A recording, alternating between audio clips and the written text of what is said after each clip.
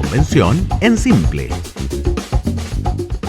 Bienvenidos, bienvenidas, ¿cómo están ustedes? Un nuevo capítulo de La Convención en Simple. ¡Qué gran programa! Si lo dices tú. Sí, eso es porque lo decimos nosotros, no. Oye, un millón de gracias a todos ustedes que ven nuestro programa, se interesan en el contenido. Bueno, básicamente lo que hemos hecho durante este tiempo, que no ha sido menor, ha sido seguir la ruta. La ruta primero antes del borrador y ahora ya con el texto escrito, ¿no? Por supuesto que aún falta armonización, falta conocer el preámbulo, etcétera, pero más allá de eso, ya lo grueso está y sobre eso vamos aclarando los puntos. Esta vez y en este capítulo hablaremos de un tema que es fundamental, como el desarrollo económico y también de medio ambiente. Los detalles una vez más junto a Alejandro Fernández, abogado y director ejecutivo de la Fundación Pacto Social. ¿Cómo estás, Alejandro? Muchas gracias. Quiero agregar algo a mi presentación. Ah, pero por favor. Voy a empezar a hacer clase de educación cívica en un colegio en Renca, así que ahora soy abogado y profe de educación cívica y director de la fundación. Pero cuéntanos algo de eso, porque tenemos la sensación, o yo la tengo por lo menos periodísticamente hablando, que la educación cívica como que se borró de los colegios. Sí, de hecho había salido como ramo, pero viste que se incorporó. De hecho, el Congreso a través de una ley lo incorporó, así que recién hace poco están empezando con los nuevos cursos de educación cívica. Y tú sabes que al final, la verdad es que es medio cacho para los colegios, así, entre comillas, porque el profe de historia, otros profes tienen que quitarle horas para hacer esto. Entonces yo me ofrecí para hacer clases y así voy a hacer clases en el colegio San Joaquín de la comuna de Renca, de la Fundación Astoreca. Muchas gracias. Felicitaciones. ¿Y alumnos de qué edad? De cuarto medio. Cuarto medio, sí. Ya. Perfecto, entonces. Perfecto. ¿Están listos para la vía, el empujón final? Y tú les vas a dar una clase de educación cívica. Quizá algunos te alcancen a votar. Pueden haber algunos que, claro. que tengan 18 este año. Pero qué bien, qué bien. Va a ser el viejo el profe de, no de historia, sino que de educación cívica. Sí. Me alegro mucho, Alejandro. Gracias. Felicitaciones. Vamos a hablar de desarrollo económico y de la influencia de las nuevas disposiciones también de medio ambiente que fueron muy discutidas y que tienen un rol así como bien protagónico en el borrador de la convención, de la Constitución.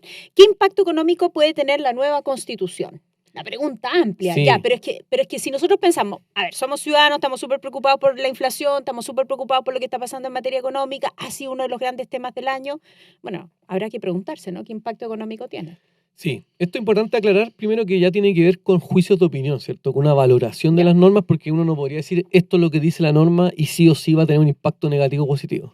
Okay. De hecho, va a partir por lo positivo, que tiene que ver con el Banco Central, de que se resguarde y se mantiene la autonomía que tiene actualmente y las funciones, por lo tanto, eso, al menos desde el punto de vista macroeconómico, es bueno, ¿cierto? Pensando en la economía. Ahora yo veo bastante riesgo.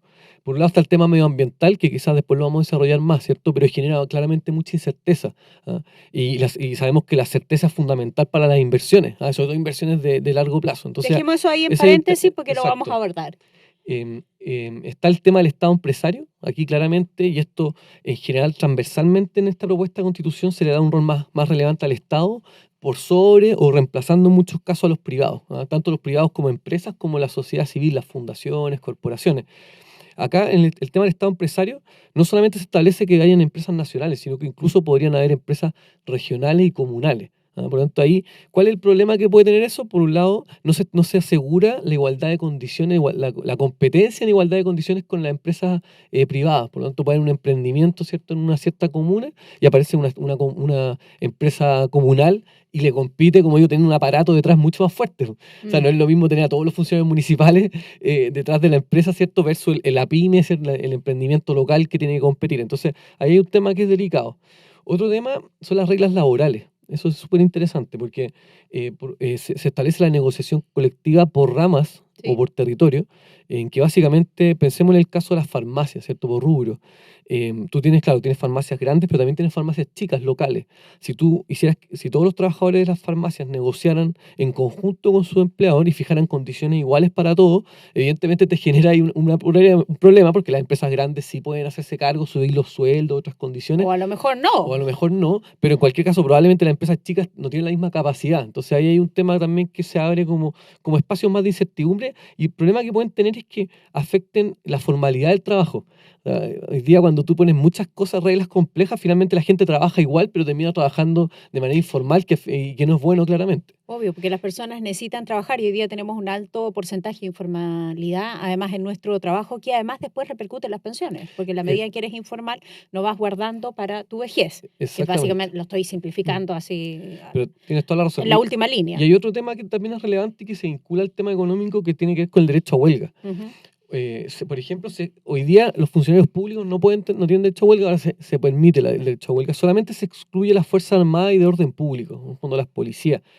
Y también se deja mucho más abierto, dice solamente se puede limitar respecto a servicios esenciales que puedan afectar la vida, la salud o la seguridad de la población. ¿Ya? Hoy día la verdad que el espacio es mucho más amplio de limitaciones que puede hacer la ley. Por ejemplo, dice cuando la paralización de la empresa pueda afectar la economía del país de forma grave. ¿Ah? O sea, deja causales mucho más amplias para que se puedan poner límite a la huelga. Cada vez queda muy amplio. No es malo, evidentemente, mayores derechos a los trabajadores, pero estas reglas, si no están bien armadas, obviamente que generan también espacio de incertidumbre, menos incentivo para invertir, etcétera. Solo una contrapregunta. Toda esta temática de la huelga y las relaciones laborales, ¿no? ¿Están hoy en la Constitución del 80 con todas sus modificaciones? ¿Generalmente eso está en las constituciones? Este nivel de detalle está acá, está. De hecho, la libertad sindical está establecido en esta Constitución, el límite de la huelga también y los criterios también están. Ahora, si tú me preguntas en general a nivel mundial, yo diría que no tanto. No tanto. Sí, acá se estableció en ese sentido también la Constitución actual es bastante, o establece bastante detalle del tema, y en ese sentido la nueva también entra a un nivel de detalle alto. Lo entiendo. Vamos con la segunda pregunta, entonces. Tú hablabas de este Estado como empleador. Uno tiende a pensar, o yo desde ni siquiera un punto de vista periodístico, sino más bien ciudadano, que lo haga el que lo hace mejor, ¿no? Que si es un privado el que lo hace mejor, que lo haga el privado. Que si es el Estado el que lo hace mejor, que lo haga el Estado. Entendiendo, por supuesto, que hay una serie de regulaciones y superintendencias allí atentas a lo que está ocurriendo.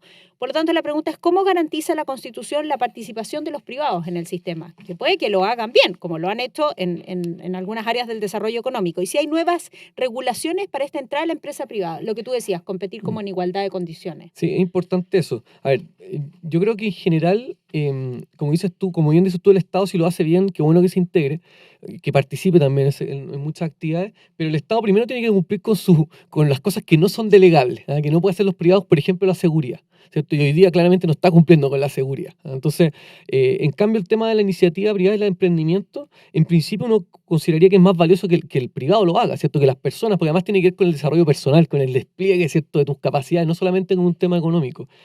¿Qué establece la propuesta de nueva Constitución? La libertad de emprender y desarrollar actividades económicas. ¿Ya? En ese sentido, textual. Ese es el derecho. Dice que tiene que ser compatible con los derechos consagrados en la Constitución y con la protección de la naturaleza. Que parece súper razonable el límite de la protección de la naturaleza a la medida que hay un punto medio, ¿cierto? Que la naturaleza no termine inhibiendo cualquier tipo de desarrollo de actividad económica. Y lo otro que llama la atención es que promueve el desarrollo de empresas de menor tamaño. Por sobre, como promueve preferentemente. Exactamente. Sí, eso llama la atención. No sé si era necesario establecerlo en la Constitución, porque además también es bueno que haya empresas grandes. De hecho, las grandes también generan harto empleo, incluso a veces los costos son más bajos cuando producen empresas grandes, pero lo señala. Y también establece que las prácticas de colusión y de abuso de posición monopólica tienen que ser sancionadas por la ley. Que eso hoy día rige. Hoy día hay sanciones. Sí, están establecidas. Ahora, uno podría decir que lo que abunda no daña en ciertos casos. Está bien. No tiene nada negativo que esté, porque muestra una posición, obviamente, desde la Constitución de lo grave que es. Así como, por ejemplo, el delito terrorista está hoy día en la Constitución actual. Muestra tal nivel de gravedad para el constituyente que lo expresa. Hoy día, ya en la propuesta de nueva Constitución, no. O sea, elimina delitos como el terrorista y incorpora, por ejemplo, la colusión o la actividad monopólica como de alta gravedad. Ya. Y en el tema económico también llama la atención que reconoce en particular la función social económica de las cooperativas, que son una forma de organizarse, ¿cierto?, las empresas. También, como digo, uno diría por qué se pone por sobre otras, la verdad que no sé, no queda claro. En general tiene más legitimidad social, ¿cierto?, porque son como los trabajadores los que se organizan en sentidos positivos, pero como digo, tampoco está claro por qué las de menor tamaño o las cooperativas están por sobre otro tipo de empresas. O podrían tener como un derecho preferente Claro. Al respecto. Ya, pero para ser súper concreto, así como la pregunta que se hace uno en la casa. Yo hago un programa y tengo una relación bien intensa y hace bastante tiempo con emprendedores. Entonces la pregunta es, si yo quiero formar mi emprendimiento, ¿hoy día tengo posibilidad de hacerlo con la nueva Constitución, con el borrador de nueva Constitución?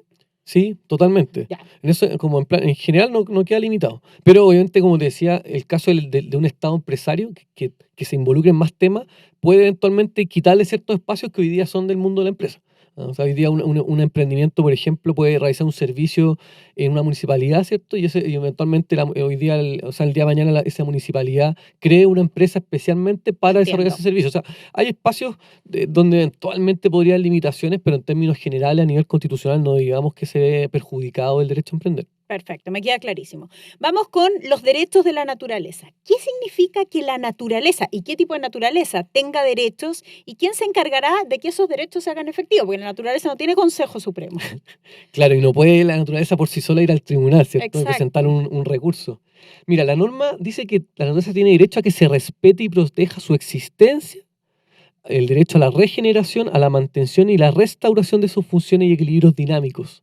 Y esto comprende ciclos naturales, ecosistemas y biodiversidad. Ujú. Leo la norma porque es bastante novedosa, compleja. La biodiversidad se refiere no solamente a la naturaleza como uno piensa en el río o en los árboles, sino también los propios animales, hongos u otro tipo de especies. Es súper amplio la definición. Por lo tanto, ahí uno esperaría que la ley después pueda limitarlo y también los tribunales ambientales debieran acotarlo. Esto es bien novedoso, Sole. De hecho, solamente hay dos países que lo tienen reconocido, que es Ecuador y Bolivia. Hablan de derecho a la naturaleza.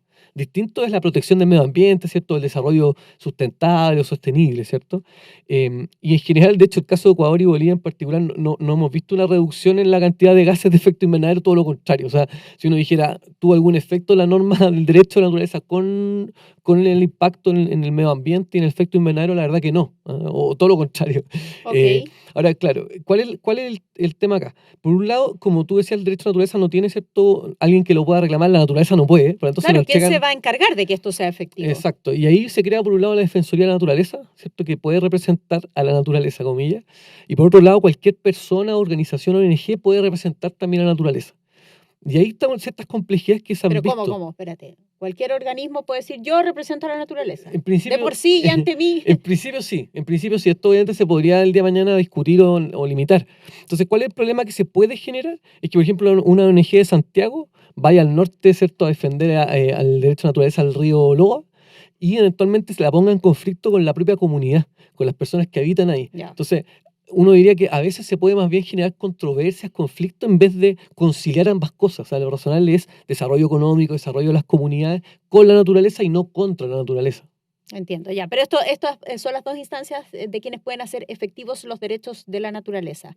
Pues este derecho o derechos de la naturaleza son plurales, ¿no? Los Sí, derechos de la naturaleza ya, chocar con otros derechos, sí, se ¿cómo pueden qué? con el mismo derecho de la propiedad o de emprender. Son Ya. buenos ejemplos. Imagínate, tú vas a hacer un emprendimiento que va a afectar, obviamente, de hecho, cualquier emprendimiento a nivel agrícola, ¿cierto? Afecta a la Ganadero, naturaleza. afecta Bueno, a la naturaleza. por eso la posición tan dura de la Sociedad Nacional de Agricultura al respecto. No sé Sí, si has escuchado parte de la posición de ellos que dicen, bueno, ¿cómo vamos a ser orgánicos si tiene una campaña que se llama Con los pies en la tierra, ¿no? Si no se puede hoy día en términos económicos, ellos dan una explicación un poco más larga, pero ahí yo veo un choque en lo ah, que están planteando. totalmente, hay un choque. Como digo, claro, genera dudas. Obviamente que esto se puede resolver de forma razonable, pero Obvio. encuentro muy legítimo que el mundo, digamos, agrícola tenga dudas, porque cuando tú haces una plantación, evidentemente afecta a esa tierra, ¿cierto? O cuando sacas agua de algún río, un cauce, también estás afectando, o sea, eso es inevitable. Entonces, deja, como digo, abierto muchas posibilidades de que los derechos de naturaleza se choquen o colisionen con otros derechos. Y en los casos que nos pusiste recién, tanto de Ecuador como Bolivia, ¿eso ha sucedido? Porque por un lado me decías, esto no ha hecho que los gases de efecto Mm. invernadero bajen, ¿no? Ni hay una protección mayor a la naturaleza o al medio ambiente. ¿Se han producido ahí, no sé si existen, choques, por ejemplo, con otros derechos relevantes? Sí, y de hecho un poco lo que te comentaba, estas tensiones que se pueden generar entre las comunidades y los representantes de la ONG. Se han dado esas situaciones y por eso no pareciera que es la mejor solución. Y uno mira el resto de las constituciones y legislación en el mundo y tienden más bien a establecer límites razonables a la propiedad o al emprendimiento que tienen que ver con la protección de la naturaleza, pero no establecer derechos propiamente tal. Ya. Vamos a un tema que ha sido muy abordado, que es un tema, a mi juicio, muy relevante, y quiero saber qué dice este borrador que tienes tú allí analizado, además de la nueva Constitución respecto del agua y cómo impactarán estas normas en la vida de las personas. Sí, ese es un súper tema del agua. Súper tema. Quizás a los santiaguinos nos afecta menos, pero a lo largo de Chile hay problemas de escasez o por el Mm. tema agrícola que mencionábamos recién. Hoy día lo que existe es un derecho de aprovechamiento de agua, que básicamente hay una propiedad sobre ese derecho. Entonces tú, por ejemplo, tienes un terreno, un campo que lo estás cosechando, que tienes cultivos X cosas, y tú además puedes haber comprado estos derechos de aprovechamiento de agua. Por lo tanto, tienes asegurada en cierta forma que vas a tener agua. Obviamente, en la medida que exista agua natural, o sea, que por ejemplo, que hay que el agua. río tenga agua, etcétera. Exacto, porque si no hay, nadie pelea por nada. Exacto. Deja solo hacerte una reversa para ir concretando esos temas que me parecen súper relevantes. No es que el agua sea propiedad de los privados, pero sí tienen el derecho de utilizar esa agua actualmente. Y por un tiempo determinado, por un tiempo muy largo, que es algo que también se ha discutido. Sí, exacto. No existe, el agua sigue siendo un bien Nacional de uso nacional, público. exactamente. No es apropiable por los privados, sino que es el derecho de aprovechamiento de esa agua, lo que sí establece hoy día la Constitución. Okay. La virtud que tiene es que da mayor certeza. Tú tienes tu derecho a aprovechamiento, por lo tanto tienes asegurado en principio esa agua. Hoy día son derechos, por lo tanto, en principio son permanentes, son estables en el tiempo, y tú los puedes transferir, incluso puedes hipotecarlo. Muchas veces tomas un crédito hipotecando tu derecho a aprovechamiento. En cambio, ahora pasarían a ser más bien como permisos o autorizaciones de carácter administrativo. Y eso, claro, nuevamente el mundo como del agrícola genera obviamente una incertidumbre, porque ahí va a haber un funcionario público, una agencia nacional de agua, que va a determinar cuándo y cuánto te entrega en términos de derechos de agua, y obviamente así como te los da, te los puede quitar. Entonces ya deja de estar asegurado que ese terreno determinado, ese campo, viene necesariamente con el agua. Entonces, por ejemplo, al vender también va a perder valor el terreno, porque el comprador va a tener que hacer después el trabajo de conseguir esa autorización o permiso, que no lo va a tener garantizado. Acá una pregunta compleja. ¿Cuándo entonces, de ser aprobado el nuevo texto constitucional, se produce el cambio? ¿Es de un día para otro? Es decir, yo tenía un derecho a aprovechamiento de agua y me van a cortar el agua y van a decidir si me dan o no ese permiso, ¿o esto también se regula a través de una legislación? No tengo idea. ¿Qué es lo que dice el nuevo texto? Uno debería pensar que si hay un derecho de propiedad incluso sobre el aprovechamiento de agua, deberían ser, se está expropiando y por lo tanto debe indemnizar a las personas que tienen ese derecho, pero al parecer, dado que lo están poniendo en la propia Constitución, la idea sería saltarse ese tema de la expropiación y simplemente quitar esos derechos. Wow, ya, este es un tema no menor. No menor para nada, y además, claro, se discute entre los expertos en qué sentido logra solucionar los problemas reales del tema de agua. Y tiendo a pensar que, por lo que uno ha estudiado, que no se hace cargo propiamente del problema de fondo. O sea, que uno no ve por qué va a mejorar el acceso al agua de comunidades o personas que no tienen acceso, y por el contrario, como digo, genera cierta incertidumbre en el sistema. Porque hoy día, además, ¿cómo vas a pelear sobre algo que no hay? Porque el agua está escaseando. Y hay muchos lugares en Chile donde el agua se acabó directamente. Lo que uno debiese pensar allí son inversiones para que el agua llegue a esas comunidades y localidades. Ni siquiera estoy hablando de proceso económico ni agrícola. O sea, para que esos pequeños agricultores, o lo hemos visto en los reportajes, ¿no?, que tienen 3 cabras y que viven de su leche de cabra, etcétera, para que ellos sí tengan acceso a esa agua. Claro, por ejemplo, el otro día hablaba con algún experto que decía que el agua subterránea, por ejemplo, son cosas que se pueden utilizar, pero que hoy día, claro, requiere un nivel de infraestructura bastante alta, de altos costos. Por lo tanto, como el ejemplo que dices tú, probablemente no va a tener la capacidad para invertir, para hacer un hoyo bien profundo para poder sacar esa agua. Entonces, ahí tiene que ver más con un apoyo del Estado en entregar recursos, más que con el hecho de que le haya o no reconocido el derecho. O sea, incluso si llega el funcionario público y le entrega este derecho de uso de agua, esa persona, ¿qué va a hacer con ese documento? ¿Lo va a dejar guardado en el cajón del velador? Si es que no hay realmente un acceso al agua que tiene que ver, por ejemplo, con el uso de mejores tecnologías. Exacto, porque no puede esa persona, ¿no?, invertir en ese proceso tecnológico para tener acceso al agua. ¿Quieres decir algo más acerca de la Constitución y el agua y el impacto de estas normas en la vida de las personas? No. Cerrado el capítulo del agua. Nos queda solo un minuto para comentar qué ocurre con el famoso derecho de propiedad, que fue uno de los grandes temas que se apoderó de la agenda, que yo creo que tiene que ver con las discusiones propias que tenemos en nuestro Chile desde el estallido social. Sí, claramente el derecho de propiedad además es fundamental para todas las personas. Uno puede tener propiedad en un inmueble, en una casa, un terreno, pero también en el auto, en distintas cosas. Por lo tanto, a todos como que de alguna forma nos toca, ¿cierto? Es lo único que tenemos. Claro, al menos algo limitado. Los computadores míos, por ejemplo. Se hacen varios cambios. Primero, el resguardo no es malo si uno lo compara con otras constituciones, pero si uno lo compara con la actual constitución, efectivamente queda un poco debilitado. Para ser así como súper claro. Ya, nuevamente, comparado con la Constitución actual, a tu juicio el derecho de propiedad queda debilitado. Sí, ¿Por qué? pero si lo comparamos con constituciones en el mundo, uno diría que no, que está resguardado razonablemente. Bueno, por un lado se agrega la función ecológica de la propiedad. Hoy día está la función social, que no lo veo en sí mismo un riesgo. Simplemente se abre un espacio que puede ser conciliarlo con la naturaleza. Si en cambio respecto a la expropiación de un bien, sí se abren ciertos espacios de incertidumbre y que es razonable que den ciertos temores porque la Constitución abre muchos espacios de expropiaciones. Por ejemplo, al crear una autonomía territorial indígena o restituir tierra a una cierta comunidad indígena, hay que muchas veces expropiar. Una cosa es que se cambia, hoy día se indemniza por el daño patrimonial efectivo que causa, básicamente el valor de mercado. Esto se cambia por el concepto de justo precio. Y eso obviamente uno diría, ¿por qué se cambia el concepto? No es lo mismo, porque si fuera lo mismo, ¿por qué no mantienen el concepto actual? Por ejemplo, se establece una norma que establece que el Estado tiene participación en la plusvalía. O sea, si tú, por ejemplo, tienes una casa que costaba 50 y gracias a que pusieron una carretera vale 100, parte de ese aumento del valor del precio podría el Estado hacerse esos recursos, una parte, la participación. Entonces, si tú tomas eso en conjunto con el justo precio, uno podría pensar que el día de mañana esa casa que cuesta 100 en el mercado, el Estado dice, no, yo te voy a pagar 70, porque los otros 30 son parte de la plusvalía de la inversión que nosotros hicimos. O sea, ahí deja un espacio de ambigüedad en ese sentido. Y el otro tema también tiene que ver con la modalidad de pago.